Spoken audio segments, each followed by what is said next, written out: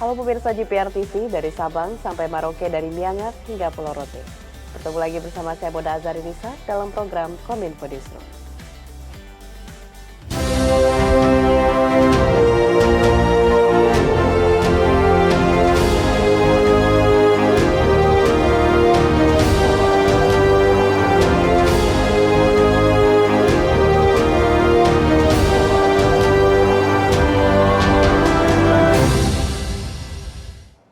Pemirsa, kita ke informasi pertama. Presiden Republik Indonesia Joko Widodo menunjuk Menteri Koordinator Hukum dan HAM Mahfud MD menjadi pelaksana tugas Menteri Komunikasi dan Informatika.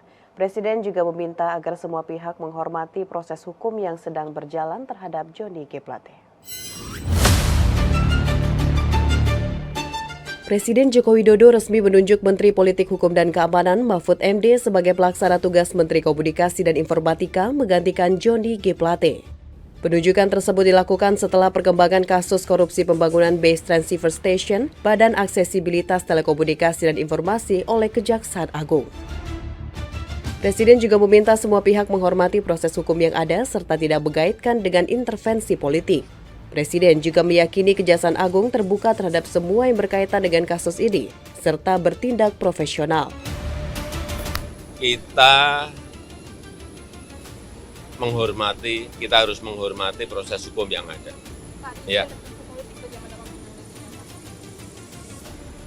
Yang jelas Kejaksaan Agung pasti profesional dan terbuka terhadap semua yang berkaitan dengan kasus itu. Kejaksaan Agung akan terbuka dan saya yakin bekerja profesional. Sebelumnya Menko Polhukam Mahfud MD juga beri pernyataan melalui unggahan Instagram pribadinya @mahfudmd akan terus mencermati dan mengawal kasus dugaan korupsi BTS Bakti tersebut. Mahfud juga meminta publik untuk menunggu proses hukum yang berjalan. Sementara itu pemirsa, Presiden Joko Widodo dan Ibu Negara bersama delegasi terbatas bertolak ke Hiroshima, Jepang menghadiri KTT G7. Kunjungan Presiden tersebut akan menyampaikan aspirasi negara-negara berkembang.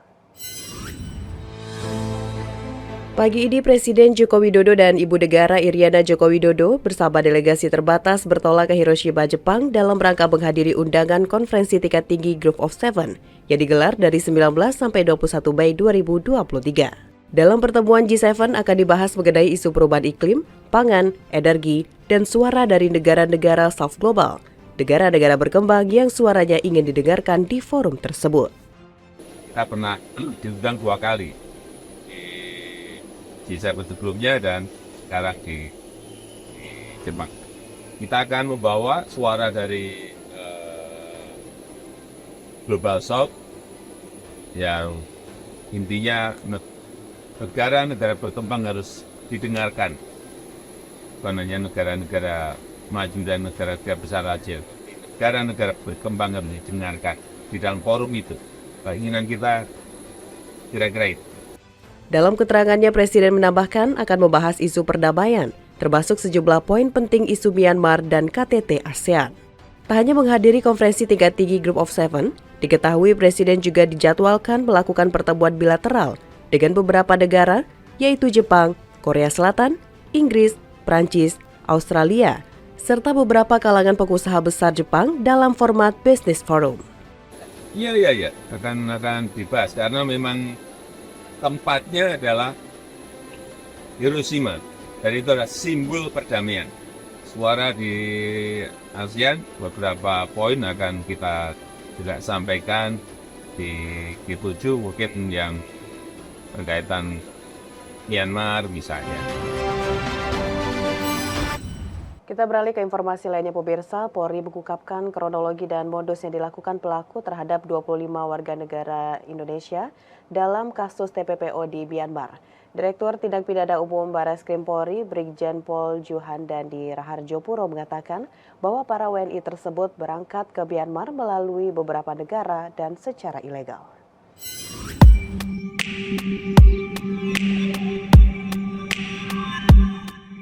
Direktur Tindak Pidana Umum Barreskrim Polri Brigjen Juhandani Raharjo Puro mengungkap modus tindak pidana perdagangan orang terhadap 25 warga negara Indonesia ke Myanmar.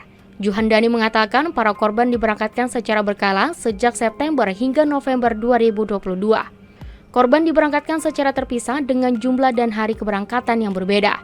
Para korban mulai diberangkatkan pada tanggal 25 September 2022. Satu orang dari Batam menuju Johor, Malaysia menggunakan kapal laut lalu menuju Hatay, Thailand. Kemudian dari Hatay diterbangkan ke Bangkok dan dari Bangkok diterbangkan ke Miyawadi, Myanmar. Berdasarkan hasil penyelidikan, Juhandari mengatakan para korban diiming-iming gaji sebesar 12 hingga 15 juta rupiah sebagai staf pemasaran. Selain itu, para korban dijanjikan hanya bekerja selama 12 jam setiap hari dan dapat kembali ke Indonesia dalam 6 bulan sekali. Terbuai dengan bujuk rayu pelaku, para korban akhirnya melamar pekerjaan tersebut. Namun realitasnya mereka malah dipekerjakan di perusahaan online scam milik WN Cina di Miyawadi, Myanmar.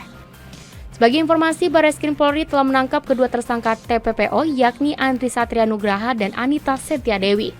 Terhadap kedua tersangka tersebut dijerat dengan pasal 4 Undang-Undang Nomor 21 Tahun 2007 tentang TPPO dan atau pasal 81 Undang-Undang Nomor 18 Tahun 2017 tentang perlindungan pekerja migran Indonesia. Pemirsa, setelah jeda kami akan kembali dengan informasi lainnya. Tetaplah bersama Kominfo Newsroom.